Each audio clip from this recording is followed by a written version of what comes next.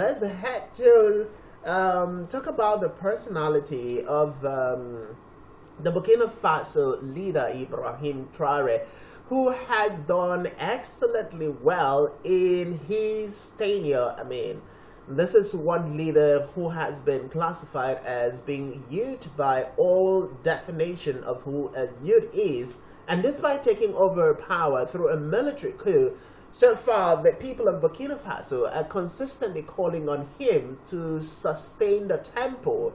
He has done a great deal of work, including the building of medical facilities, 55 of them new modern hospitals that has been released to the people.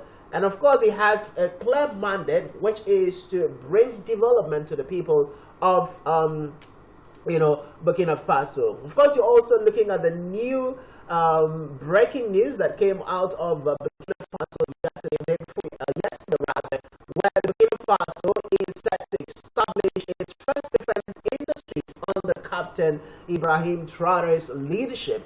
Now, it is also very important for us to note that he is one individual, like every other young Burkina Faso, who went from being a civilian as a teenager to joining the military.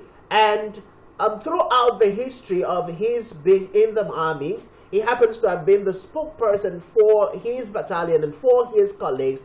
He was the person who amplified their needs, their concerns, the different, issues within the military that they had issues with and needed the authorities to deal with. So he was always on the forefront of speaking on behalf of the military, on behalf of his colleagues, on behalf of the battalion that he found himself.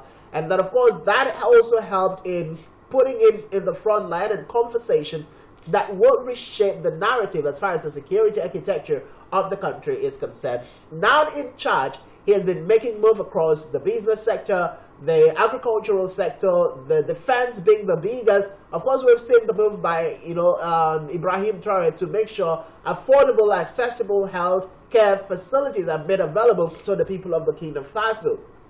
Now, as far as analysts and people within the African continent is concerned, Ibrahim Traore is giving African leaders a run for their money and has become the template for which a lot of people are beginning to judge the capabilities and performance indices of these African leaders.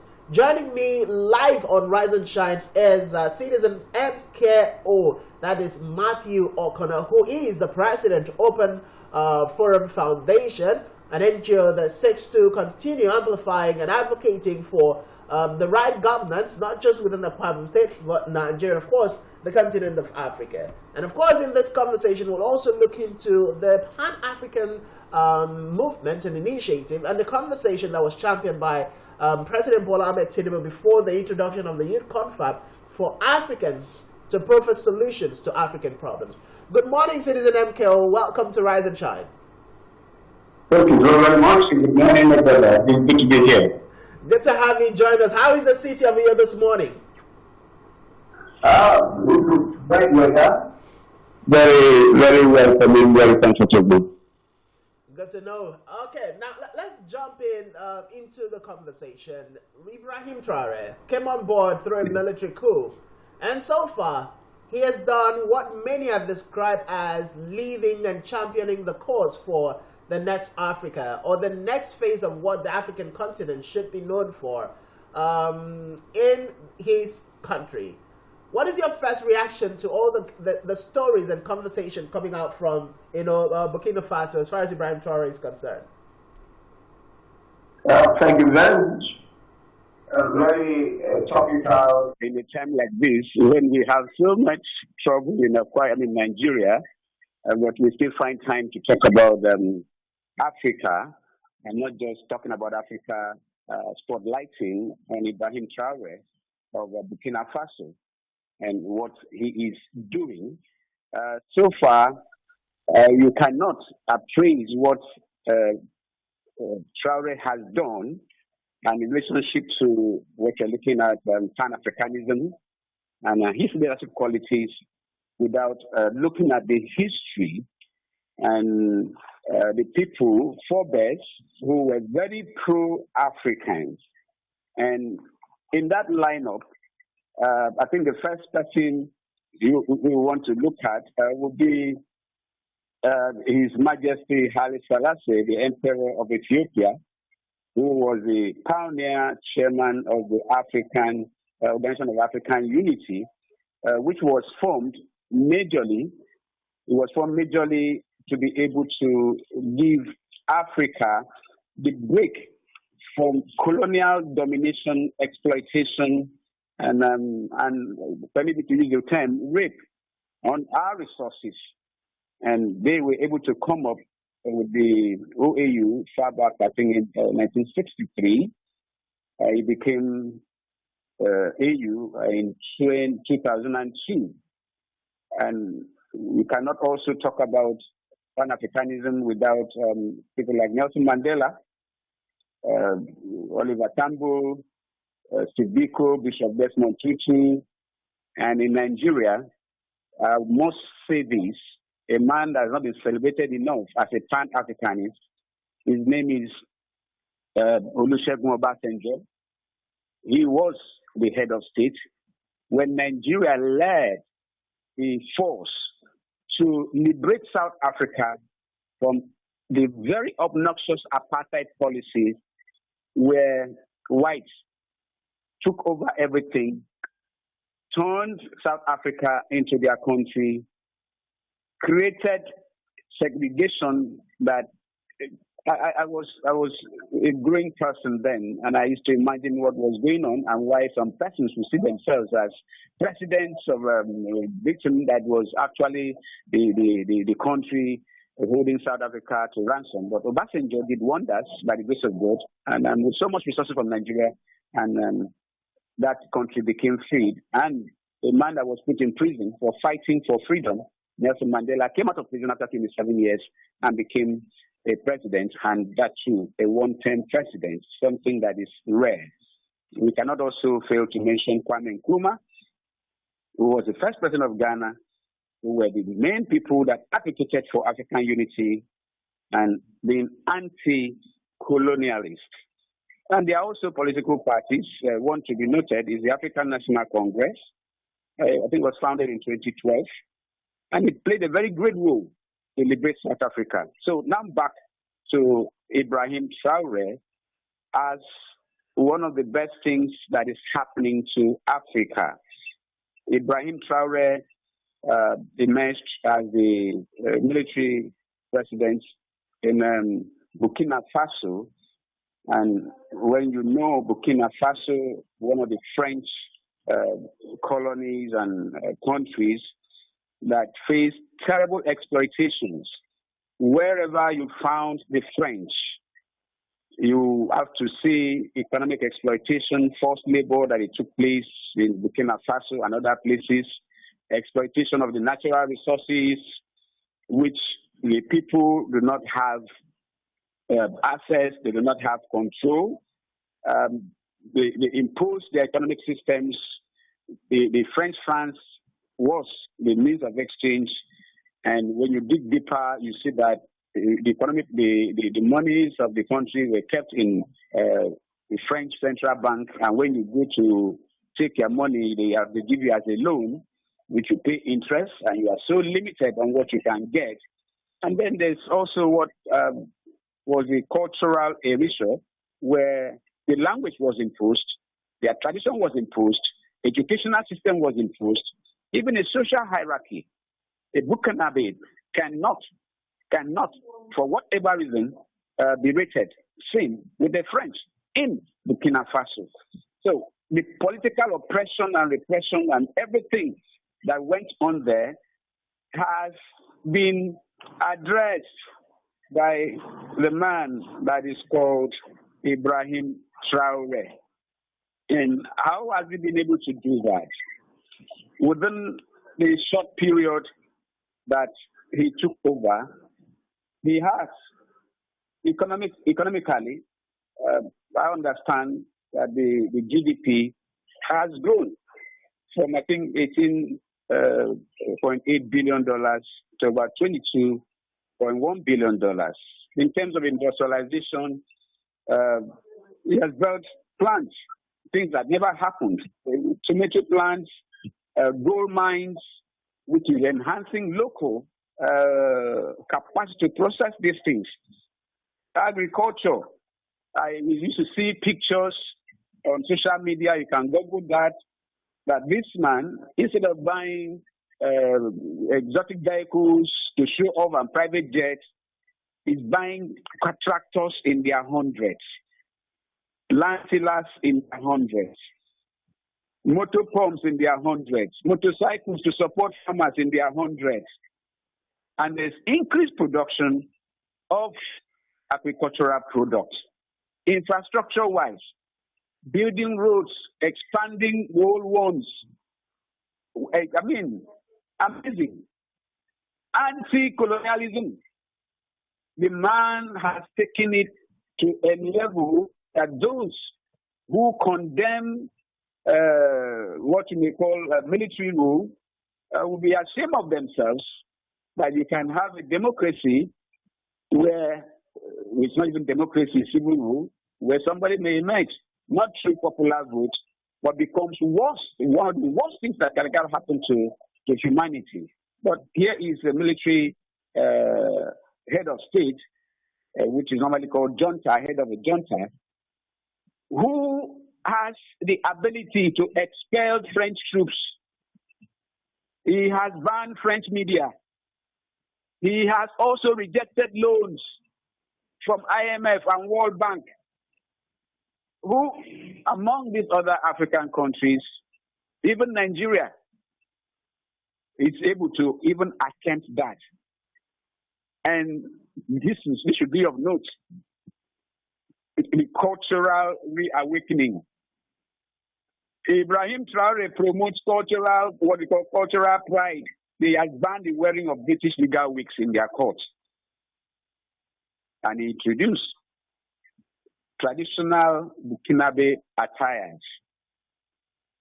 And we even hear our lawyers here complain, even here in Akwa Ibom, that the court halls are not even fit for normal wearing of normal clothes, talk less of the kind of gowns you find the judge or judges and the lawyers wear in rooms that have no fan, no AC. But you can imagine that their traditional attire can never be that heavy, that they're very uncomfortable. And that was the essence when OAU was created. It was meant to serve the purpose of reawakening, promoting our culture and heritage, and then warding off all these apartheid policies. So, without mincing words, we can boldly add the name of Ibrahim Traore to the list of the founding fathers of the OAU who were after African unity and decolonization, such as His Majesty, like I said before, Haile Selassie. You cannot forget someone like Julius Nyerere of Tanzania, Haile Selassie of Ethiopia, Kenneth Kaunda of Zambia, and Jomo Kenyatta, and then our own President Obasanjo, having to do with his clear-cut fight. In fact, some of the British assets in Nigeria were nationalized. BP, British Petroleum, was turned to African Petroleum, and maybe a number of others like that. It showed leaders with guts, and nobody that wants to play voluntary slave to can ever attempt that. And so, what he has been able to achieve so far has vindicated his and his other colleagues the reason why they had to do what they do to emerge, to correct things. And I think it's also happening in Niger, and it's something to write home about. We can only support such moves and see how to replicate them where possible.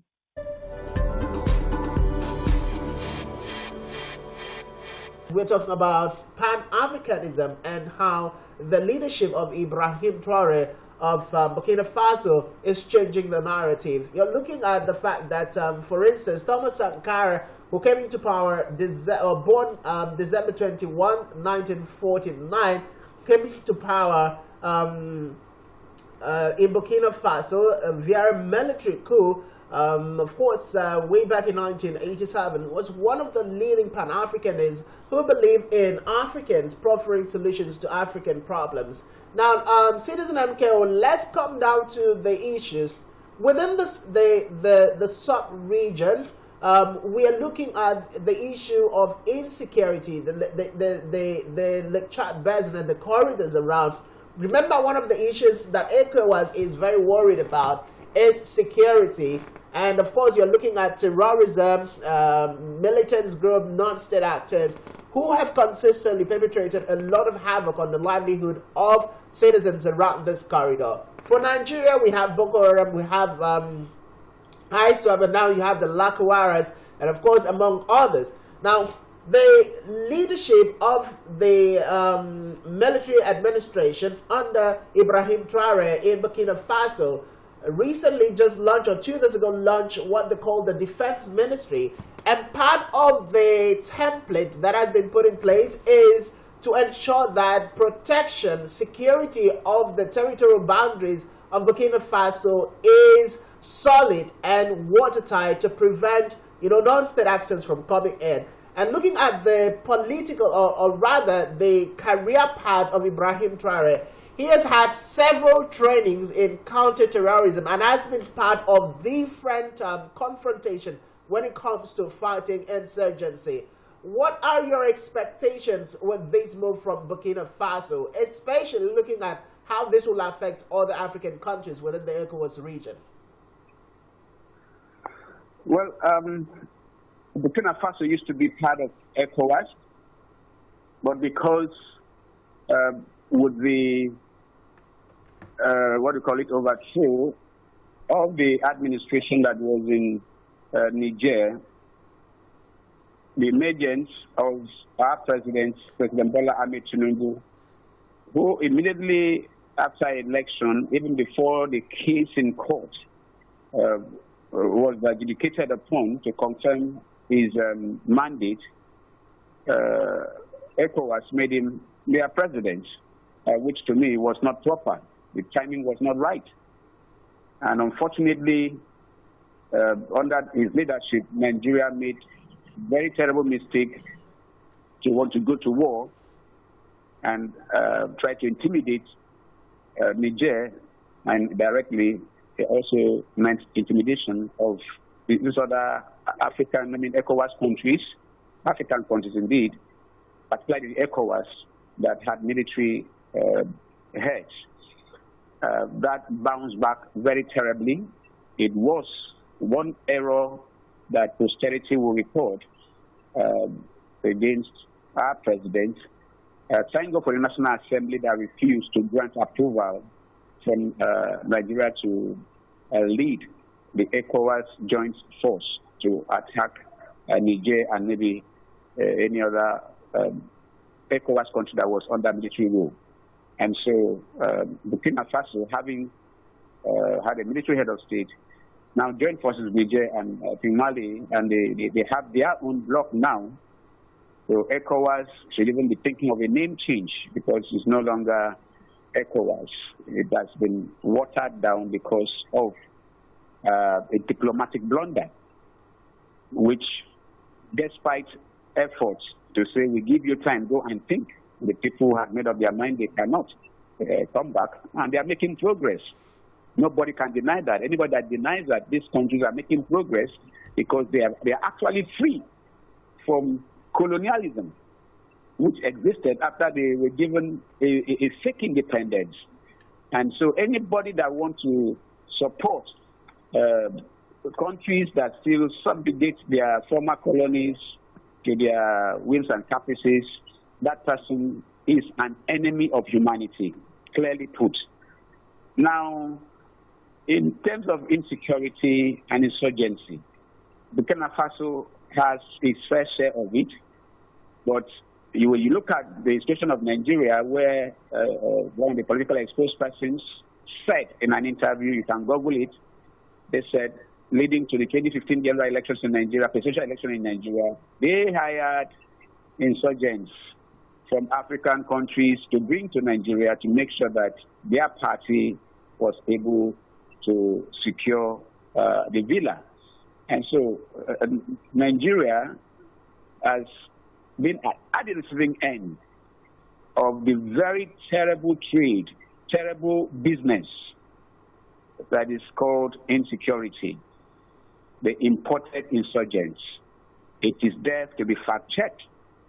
And so, while other countries were fighting them, Idris Deby of, I think, Chad, the president of Chad then, while fighting insurgents, got killed in the battlefield, and his son took over. He went to war by himself and fought these insurgents down to the Nigerian border, and Nigeria was not interested in fighting insecurity except giving propaganda stories of having them decimated technically and all of that. So the pressure that Traore and others are putting on insurgents in their countries is going to put more pressure on Nigeria, because some persons believe that insurgents are freedom fighters for their causes, both religious and territorial expansion. It's something that community leaders, patriots, irrespective of the tribe, irrespective of the region, we must tell truth to ourselves that people like Traore, they do not do propaganda when it comes to fighting insecurity, whereas others see it as business.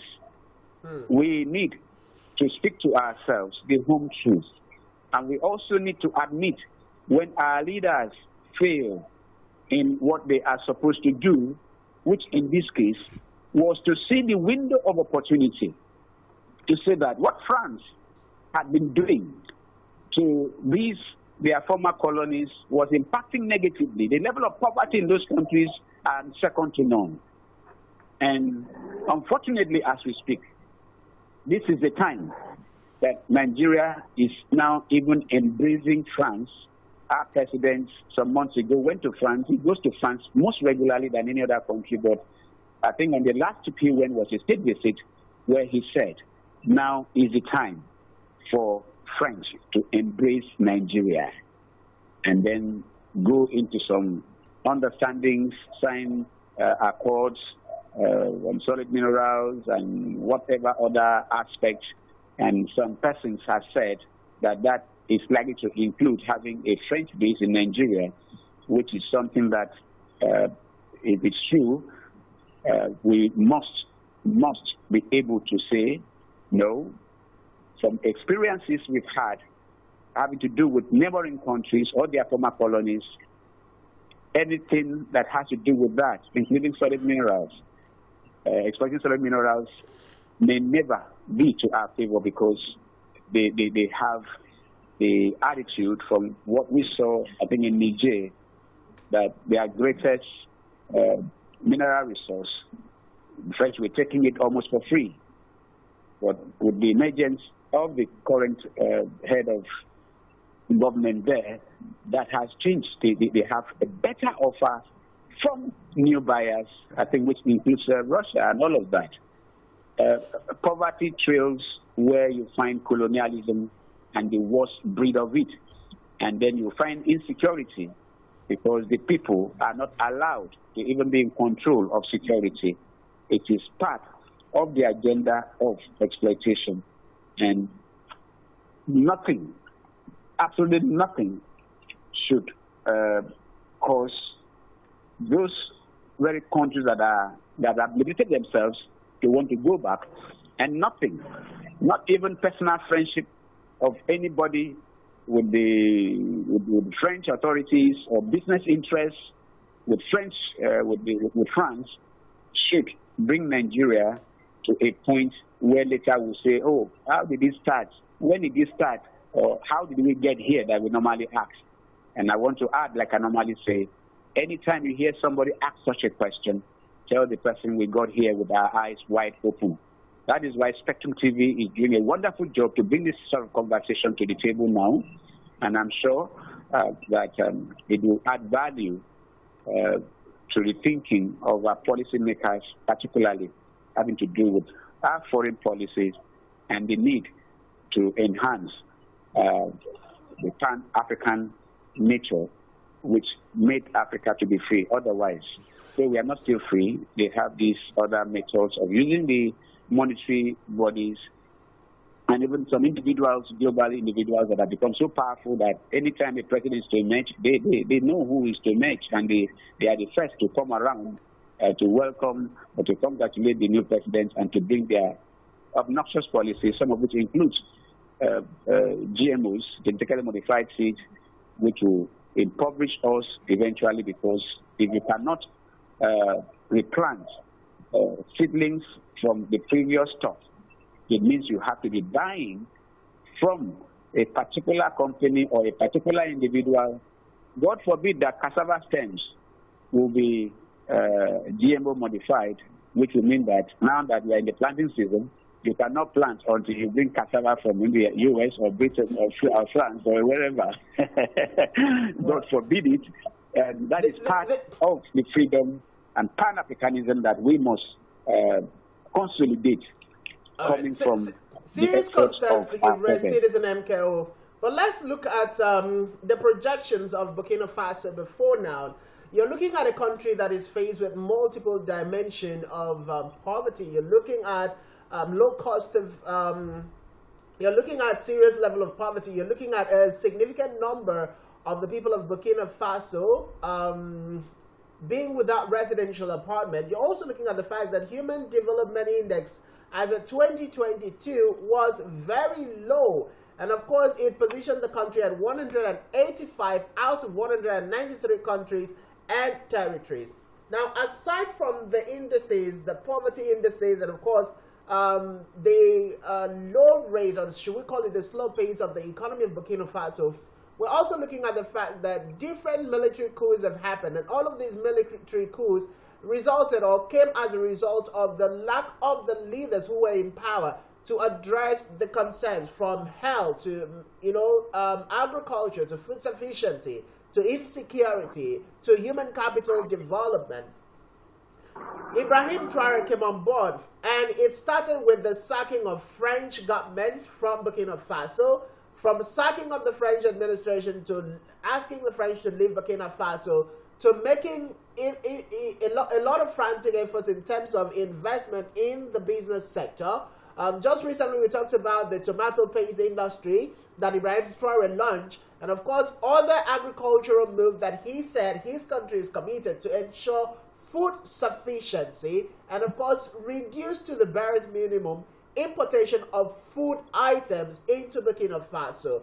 What lessons should African leaders learn from this? You're talking about a man who is fixing the health sector to ensure affordable, available, and accessible healthcare to all people. You're looking at a man who is looking into security and taking it very serious to build Burkina Faso into a military stronghouse. So instead of going to other countries to buy or source for military hardwares, softwares, and weapons and ammunition to defend Burkina Faso, they said that within the ranks and files of the Burkina Faso's military, they have competent personnel who can develop the defense sector in Burkina Faso and make them independent. You're looking at a man who has consistently spoken to the need to make Burkina Faso an independent country without depending on any external forces for financial aid. What lessons should the African leaders learn from all of this? Well, it is one thing to see things happen rightly. It's another thing the perception by those who should be learning lessons from there. I must say this. A number of African leaders who are in power are not there because of popular mandate of their people. even with the so-called democratic countries, even including Nigeria. Why? Because they are vested interests, like I've said, who will negotiate to see who will be amenable to sustain their grip, economic and political grip of these countries. And a number of countries are very strategic to this. Even those ones that are not strategic, these foreign powers are very interested. Looking back at history, we have heard how foreign countries influence the overthrow of existing government to put in their puppets, both civilian and military. So it's not enough to say that you have a president of a country if you don't know that that very president or head of state is a puppet to any of these superpowers. That ignorance, nothing on earth can be more expensive than that. Now, the economic development in Burkina Faso under Ibrahim Traoré between 2022 and now is phenomenal. If you give him the next 4 years, you'll be looking at a country that will become a model such that even the forces against development will be able to deny. The only challenge is that he will have to be so much on guard, spending so much to be able to gather intelligence, to mind those who may be working for these colonial powers who may want to take him out by any means. So, and since it's not something that you say, oh, the people love him. Yeah, the people may love you. They love what you are doing. The world may love what you are doing, but some vested interests will not. Remember, under President Jonathan, the kind of pressure that was put on Jonathan by the Obama administration, which has been documented in Goodluck Jonathan's book, and what is happening now under Trump, revelations that are coming up, how some agencies were used to undermine other countries and promote insecurity, fund insecurity. We cannot deny this because the outcome was that the man that took over from Jonathan, like I say, had no business. He had no business at all being near such power. But he was assisted there. And here we are as a people, worse than where we were in 2015. Very worse. Even the current administration of President Tinubu is lamenting. He also has his own fault. We are not discussing him today, but I want to tell us that it's not enough that you hear, oh, there's a president. You must know the inside story. How did that person emerge? Who is the person susceptible to? We in Open Forum, we say that everyone is vulnerable. Heads of states are vulnerable. Governors are vulnerable. Public office holders are vulnerable because someone somewhere you may not know is the one pulling their strings, and they are just puppets until you find somebody like Traoré and some others who are real leaders. They are not puppets. You will not be able to make headway.